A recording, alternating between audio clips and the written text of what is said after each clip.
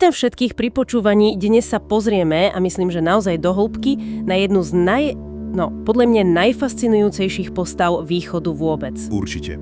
Málo kto mal taký vplyv. Presne. Ak ste sa kedykoľvek čo i len okrajovo zaujímali o tibetský buddhizmus, toto meno vám bude známe. Guru Padmasambhava. Alebo, ako ho s láskou volajú, Guru Rinpoche, vzácny majster. Áno. A nehovorí sa o ňom len ako o nejakej historickej postave, často ho označujú za druhého budhu našej doby. Čo je samozrejme obrovské tvrdenie. Máme k tomu skvelú sadu zdrojov, jeho legendárny životopis, ktorý je sám o sebe ako fantasy epos, potom zbierku jeho priamých a často prekvapivo, priamočiarých rád. A potom aj text, ktorý sa ponára do jeho 8 hlavných podob alebo prejavov.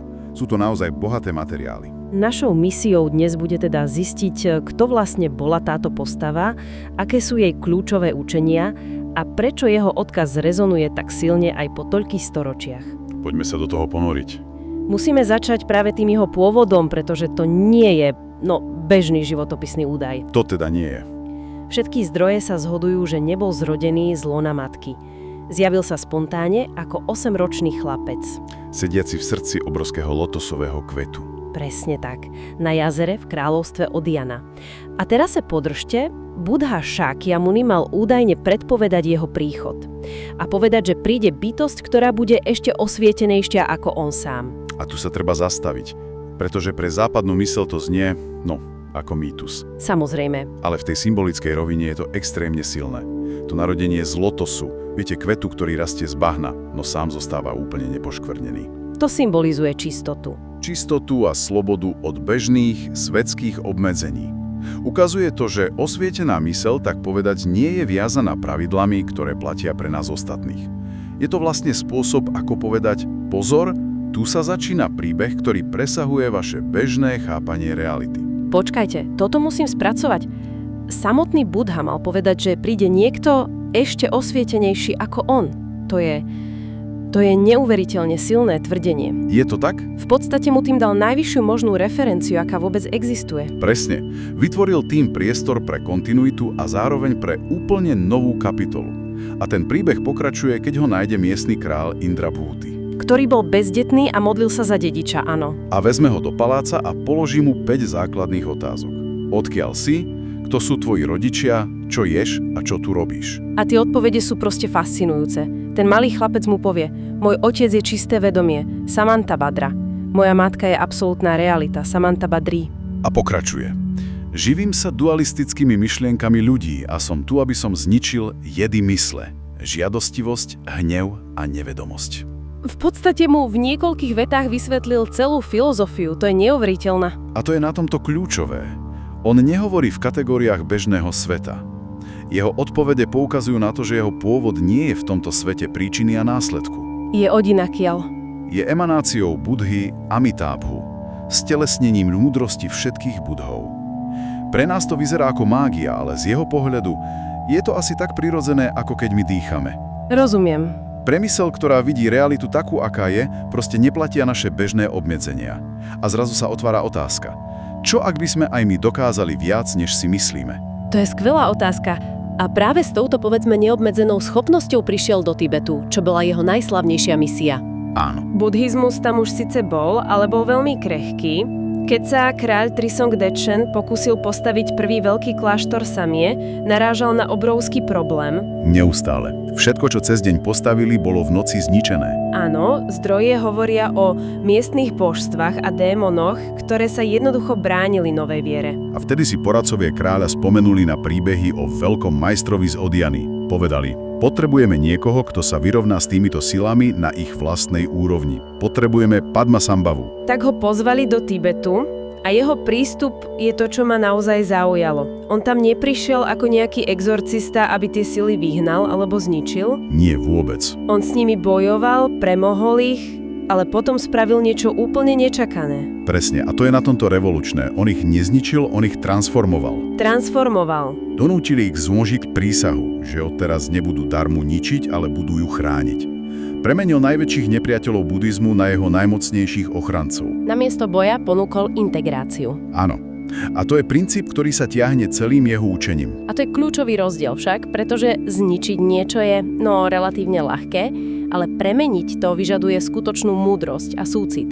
Z praktického hľadiska to bolo geniálne. Určite. A bolo to pre Tibeťanov dôležité, lebo tie sily a božstvá už boli hlboko zakorenené v ich pôvodnej benistickej kultúre. Boli to duchovia hôr, riek. Súčasť ich sveta. Presne. Vyhnať ich by znamenalo poprieť a zničiť časť ich vlastnej identity.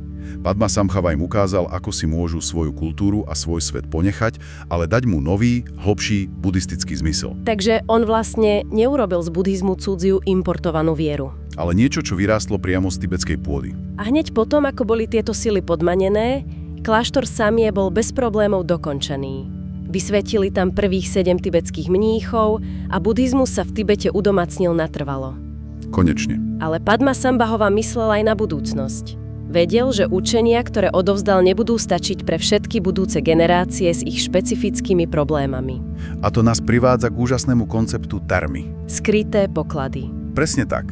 Spolu so svojou hlavnou žiačkou a družkou Ješí Tsogyal, ktorá bola sama plne osvietenou bytosťou, systematicky ukryl stovky učení. Učení, ktoré mali byť objavené v budúcnosti presne vtedy, keď budú najviac potrebné. Je to niečo ako duchovná časová schránka.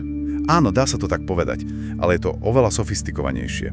Existujú dva hlavné druhy. Prvým sú zemské poklady, sáter. To sú tie fyzické veci. Áno, fyzické zvitky, zošky alebo rituálne predmety ukryté na tajných miestach, v skalách, jazerách, jaskyniach. Druhým, a to je ešte fascinujúcejšie, sú myšlienkové poklady, gongter. Tie nie sú ukryté fyzicky. Nie. Boli vložené priamo do prúdu mysle budúcich majstrov, tzv. Tertónov. Ako to funguje? To znie ako spomienka na budúcnosť. To je krásne prirovnanie. Predstavte si to ako zaheslovaný súbor v cloude, ktorý je určený pre konkrétneho človeka. A heslo je čo? Heslo je kombináciou správneho času, miesta a najmä stavu mysle toho človeka. Až keď sa všetky tieto podmienky splnia, súbor sa v jeho mysli odomkne a obsah sa odhalí s absolútnou jasnosťou. Úžasné. A tu treba zdôrazniť úlohu Ješe Tsogyal. Mala dokonalú pamäť a bola to ona, ktorá tieto učenia zapísala a pomáhala ich ukrývať. Bez nej by sme o mnohých termách dnes ani nevedeli. Vďaka tomu sú jeho učenia vnímané ako stále živé a čerstvé. Nie sú to len staré texty, ktoré sa stáročia kopírovali. Sú to priame posolstvá, ktoré sa objavujú presne vtedy, keď ich potrebujeme.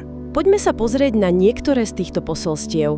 Sú neuveriteľne praktické a relevantné aj pre nás dnes. Jedna z hlavných myšlienok, ktorá sa tam stále opakuje, je viera vo vlastný potenciál. Áno, áno.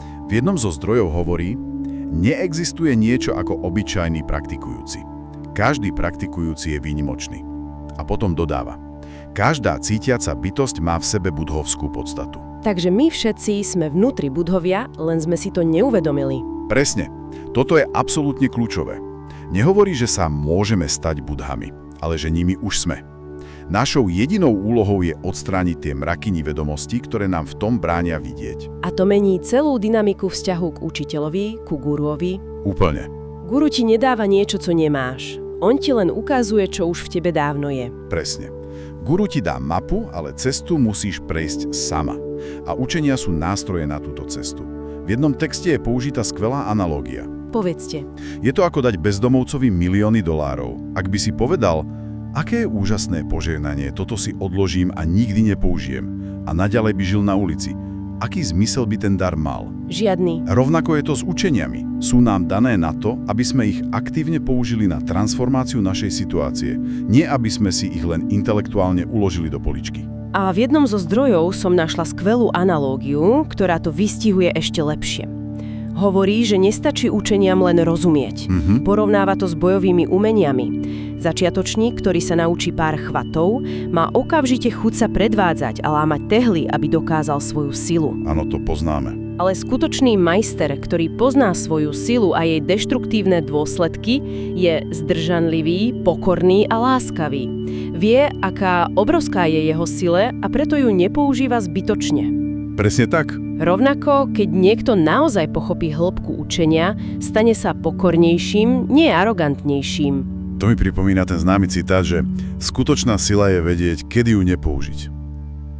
Je to o pokore, ktorá prichádza s ozajstným majstrovstvom. A táto vnútorná práca je neoddeliteľne spojená so súcitom. Samozrejme. Padmasambhava hovorí veľmi priamo. Zrieknite sa 10 necností a osvojte si 10 cností.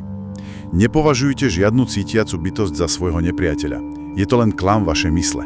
Takže uvedomenie si vlastného potenciálu musí byť sprevádzané láskavosťou ku všetkým? Ku všetkým, ktorí si ten svoj ešte neuvedomili. Chcel premeniť vonkajších démonov v Tibete, ale zdroje hovoria, že to nebola jeho jediná podoba. Zjavoval sa rôzne podľa toho, akých démonov, či už vonkajších alebo vnútorných, bolo treba skrotiť. Presne tak. A to nás privádza k jeho 8 hlavným tváram alebo prejavom. Nie je to jedna monolitická postava. Nie vôbec. Tých životopisov je údajne 9999. Týchto 8 prejavov je spôsob, ako zhrnúť jeho hlavné aktivity. Ako to máme chápať? Je dôležité chápať, že to nie sú oddelené osoby, ale rôzne aspekty jeho osvietenej činnosti prispôsobené konkrétnym situáciám, ako keď zručný remeselník použije iný nástroj na inú prácu. Pozrime sa na pár príkladov. Ktorý je ten prvý, ten základný? Základná podoba je Guru Padma Gyalpo, lotosový kráľ. Je to jeho kráľovská magnetizujúca forma, v ktorej sa zjavil kráľovi Indra Bútimu. Tá, ktorá inšpiruje a priťahuje. Áno, je žiarivý, príťažlivý a symbolizuje ovládnutie vlastného vnímania a emócií. Keď ste pánom svojej mysle, stávate sa kráľom svojho vlastného sveta. Dobre, to je tá inšpirujúca podoba. Ale potom je tu niečo úplne iné. Guru Shakya Senge, lev z rodu Šákjov. V tejto podobe vyzerá ako obyčajný buddhistický mních. Prečo tá zmena? Aby ukázal dôležitosť disciplíny, etiky a zrieknutia sa. V tejto forme prijal mníšske sľuby od Ánandu, Budhovo bratranca, a dokonale dodržiaval všetky pravidlá. A v tejto podobe mal urobiť veľký zázrak? Jeden z najväčších. Mal obrátiť krutého kráľa Ašóku, to je ten istý Ašóka, ktorý mal na svedomí tisíce životov, kým sa stretol s buddhistickým učením. A Padmasambhava ho mal transformovať? Na jedného z najväčších šíriteľov a podporovateľov dármy v histórii. Ukazuje to silu disciplíny a príkladu. Takže máme kráľa a mnícha a potom je tu ten najdivokejší a pre mňa najfascinujúcejší prejav Guru Dorje Drolo. Áno, jeho zúrivá, hnevlivá podoba. Jazdí na tehotnej tigrici, v ruke drží vadžru a díku. Prečo taký extrém? Prečo tá zúrivá podoba? Pretože niektoré prekážky sú príliš tvrdohlavé na mierumilovné metódy. Dorje Drolo predstavuje nekompromisnú priamu silu, ktorá pretína všetky ilúzie a najsilnejšie formy ega a negativity. Takzvaná šialená múdrosť? Presne. Je to ako chirurgický zákrok. Môže to vyzerať drasticky, ale je to nevyhnutné na odstranenie toho, čo spôsobuje utrpenie. Táto podoba je určená na prekonanie tých najhlbších a najtemnejších síl v našej mysli. S ktorými si jemné metódy neporavia. Áno. Tieto 3 príklady ukazujú neuveriteľný rozsah metód, ktoré má osvítená mysl k dispozícii. To je fascinujúce. Jedna bytosť, ktorá je zároveň kráľom, mníchom aj zúrivým bojovníkom. Ukazuje to flexibilitu a prispôsobivosť. Takže, ak by sme to mali zhrnúť, čo je ten hlavný odkaz, ktorý si z toho celého môžeme vziať? Ak si z toho máme odniesť jednu jedinú vec, tak je to myšlienka radikálnej transformácie. Transformácie. To je tá červená niť, ktorá sa ťahne všetkým, o čom sme dnes hovorili. Padmasambhava neprišiel ničiť vonkajších démonov, ale premieňať ich na ochrancov. Neučil nás, aby sme potláčali svoje ego a negatívne emócie. Ale aby sme pochopili ich energiu a použili ju ako palivo na ceste k osvieteniu.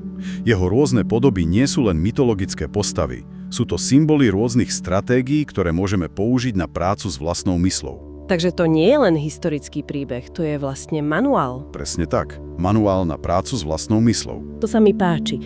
A na záver by som chcela ponúknuť jednu myšlienku z našich zdrojov, ktorá vo mne naozaj rezonovala a zdá sa, že to všetko spája. Sem s ňou. Jeden z textov hovorí, keď pochopíte seba, pochopíte celý svet. A dodáva, že pokúšať sa pochopiť každého jedného človeka a každú situáciu vo svete je nemožná úloha. Ale hovorí, môžem poznať svoju vlastnú myseľ. A to je tá provokatívna myšlienka na zamyslenie. Čo ak kľúč k pochopeniu toho zložitého, chaotického vonkajšieho sveta nespočíva v zhromažďovaní stále ďalších a ďalších informácií zvonku?